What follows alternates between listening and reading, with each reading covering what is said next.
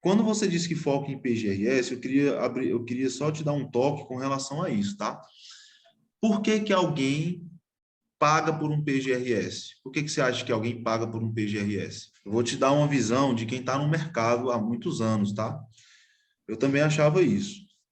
Sabe por que que 90% das empresas pagam por um PGRS? Porque eles precisam do PGRS para estarem regularizadas. Num processo de licenciamento, um dos documentos mais comuns que são exigidos, um dos estudos mais comuns é o PGRS. Sem o PGRS, a empresa não se regulariza. Então, as empresas que estão mais aptas a pagar, investir por um PGRS, são as empresas que precisam estar regularizadas. PGRS, no ponto de vista de mercado de consultoria, assim como os demais estudos ambientais, como o PRAD, como o Plano de Controle Ambiental, como os estudos que envolvem avaliação de impactos ambientais, tá? No ponto de vista de licenciamento estadual e municipal, tá bom? Não estou falando dos licenciamentos no âmbito do IBAMA, não, tá? Aham. Eles são demandas secundárias do licenciamento. Então, eu fiz até um desenho aqui, não sei se você vai conseguir enxergar. Ó, esse desenho aqui, você está vendo? Ó? É que você imagine assim, o licenciamento ambiental está aqui, ó. E essas setas são as demandas secundárias. Então, você podia imaginar o seguinte, ó, PGRS, PRAD, PCA, Estudo Ambiental Simplificado, Memorial Descritivo, plantas georreferenciadas, todos esses projetos, em 90% dos casos, Mayara, estão vinculados ao licenciamento, tá? Então, qual é a sua visão estratégica com relação a isso? Cara, eu vou focar no nicho de licenciamento e, consequentemente, eu vou trabalhar com esses projetos. Inclusive, esses são os projetos que mais fazem a gente aumentar a margem de precificação de um contrato. Por exemplo, você me falou que uma meta de R$ 10.000 por mês seria uma meta interessante. Para que você feche R$ 10.000 por mês de uma forma eficiente, eu imagino contratos em um ticket médio, ou seja, num preço de base, né, entre 4 e 5 mil, 3, 4, 5 mil reais. Para você fechar um contrato de 3, 4, 5 mil reais, você precisa incorporar aí alguns documentos técnicos, que é isso que faz sua margem de precificação, pelo menos no início da sua carreira, aumentar. Então, se eu tenho um licenciamento ambiental para fazer, que tem um PGRS, que o órgão exigiu, tem um plano de controle ambiental, que o órgão exigiu, tem uma planta georreferenciada. Isso são documentos que assim, são muito comuns no licenciamento. As chances são muito baixas de você fazer um licenciamento, Maiara, sem fazer uma planta. Não tem como. É muito difícil. É só se realmente for um caso muito. Mas eu nunca fiz um licenciamento do menor empreendimento que tivesse aí que não fosse Aham. necessário fazer uma planta, um memorial descritivo, uma Uhum. descrição básica daquilo. Não tem como. E Sim. isso tudo aumenta a sua margem de precificação. Existe uma forma de você calcular o preço, e aí eu ensino isso dentro das mentorias que eu dou, né, em detalhes. Se eu for entrar nisso aqui, a gente vai passar horas falando disso, Uhum. ensina a calcular a margem de lucro, enfim. Mas eu só quero que você entenda nesse primeiro ponto que existe, você tem que focar nesse nicho. E essas outras demandas são demandas secundárias, ok? Outro ponto que você falou que eu acho interessante, você falou que não tem fiscalização. Cara, fiscalização no Brasil é precária não só na parte ambiental, mas é em todas as áreas que você imaginar, na área de crimes de violência, de roubo, tudo a fiscalização no Brasil é precária, tudo, tá? Mas existe uma vantagem no licenciamento ambiental que mesmo com esse problema de fiscalização, você consegue estruturar uma empresa lucrativa atuando no licenciamento. Está aí na sua cidade, isso eu tenho certeza. Primeiro, porque eu já ajudei mais de 300 empresas de consultoria ambiental em todo o Brasil, e eu sei disso. Segundo, que eu trabalho isso há 8 anos, e eu moro numa cidade pequena, eu trabalho numa cidade pequena aqui do interior do meu estado. Então, eu sei que tem oportunidades. Que é o seguinte, cara, medo de multa não é o único motivo que faz um empreendedor contratar uma consultoria para se regularizar, não, tá? Não é o único motivo. E muitas vezes não é o principal motivo.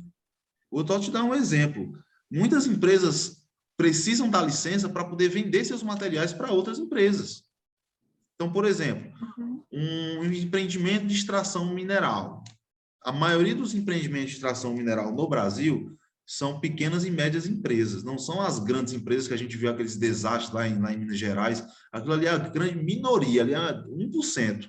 A grande maioria são empresas que estão na nossa cidade, que às vezes a gente não está no nosso radar, porque a gente não tem essa cabeça voltada ainda, tá? Sim. Você, como engenheiro ambiental, você pode atuar nesse segmento, inclusive. Eu atuo nesse segmento, também sou engenheiro ambiental. Muitos deles não conseguem vender seu material se não tiverem uma licença, então eles não estão nem aí para fiscalização. Se tem ou se não tem, mas o que eles querem é vender o seu material. Se eles não conseguem vender o seu material para um depósito, para uma obra, porque essas empresas cobram a licença. Eles não recebem material clandestino. Então, para que eles consigam vender seu material, eles precisam ter a licença. Por isso, eles contratam consultoria. Na maioria dos casos. Então, existe outra coisa. O cara que não tem uma licença, ele não pode divulgar a sua empresa, ele não pode fazer uma propaganda. O cara que não tem uma licença, ele tem medo dos concorrentes denunciarem ele. Porque a fiscalização, realmente, você não tem uma viatura do órgão ambiental passando. Mas se você tiver uma pressão de fiscalização em cima, um fiscal, uma hora, vai bater lá. E se eu tenho uma licença e meu concorrente não tem, eu tendo a querer denunciá-lo, porque eu estou investindo num documento e ele não está. Então, ele cobra mais barato, ele ganha uma vantagem de mercado e ele fica na minha mão porque eu vou lá e denuncio. Isso acontece muito. Talvez você não veja isso com tanta frequência, Mário, porque você não está habituado ainda. Você não entrou nesse meio. Eu também, no início, eu também tinha essa mesma opinião. Ah, mas não tem fiscalização, não tem como. Cara, mas eu conheci muita gente que faturava na consultoria mesmo assim. Então, eu comecei a entender isso aí. Tá? Não é a falta de fiscalização que vai fazer você estar te prejudicando. São ajustes na sua estratégia de captação de clientes. Você não aprende isso na faculdade, e por isso que eu entendo você, tá? Não é uma questão, um problema que você está tendo. Enfim, a gente não aprende isso na faculdade. Você tem que estudar isso aí e aprender isso aí. Por isso que investir em treinamentos é importante. Às vezes a gente fica, pô, eu tenho que investir, eu passei... Cara, você passou 5 anos numa faculdade, você tem duas opções. Ou você tenta fazer tudo sozinho, ou você pega na mão de alguém que já está mais na frente e pode te ensinar essa parada e você ter resultado mais rápido. Então, é uma opção que a gente tem. Eu optei por investir em treinamento na minha época. E na minha época, Mayara, você tem muita vantagem, vocês agora, tá? Porque na minha época não tinha ninguém ensinando isso, não. Os poucos que sabiam não queriam ensinar, porque tinham medo de perder espaço no mercado. Hoje, eu dou aula com meus concorrentes, muitas vezes. Os meus concorrentes me procuram e eu digo, olha, faz isso, faz isso. Eu não perco o mercado com isso. Pelo contrário, eu só ganho mais parcerias e os empreendedores me veem como uma autoridade, porque eu ensino outros consultores a trabalhar. Tá? Então, essa é a visão que hoje eu tenho, mas na época ninguém tinha essa visão que eu tenho. Então, eu tive que investir em outros programas de treinamento que não tem nada a ver com a área ambiental e trazer para a realidade ambiental, que é muito mais difícil do que eu entregar para você uma coisa validada. Essa questão da fiscalização é um problema em todas as áreas, todas as áreas, não é só na área ambiental. E aí o seu papel como consultora é pensar numa forma, o que eu posso fazer apesar da fiscalização não ser tão boa aqui? Quais são as outras formas? Será que o medo de multa é o único problema que eles têm, que procuram? Quem é que eu estou focando aqui? Que tipo de empresa eu estou focando? Eu estou focando nas empresas que que tem medo de levar uma multa. Por que eu não foco em outro tipo de empresa que vê essa parte de regularização como algo importante? Eu tenho certeza que existem empresas assim na sua região, não só na sua cidade. Você não precisa estar limitada só na sua cidade. Entendeu? Você pode ampliar um pouco para as cidades vizinhas e à medida que você vai tendo mais recursos, você vai ampliando o seu radiação, tá? Opa, aqui é o Lion. Se você está assistindo essa aula é porque você tem interesse em consultoria ambiental, não é verdade?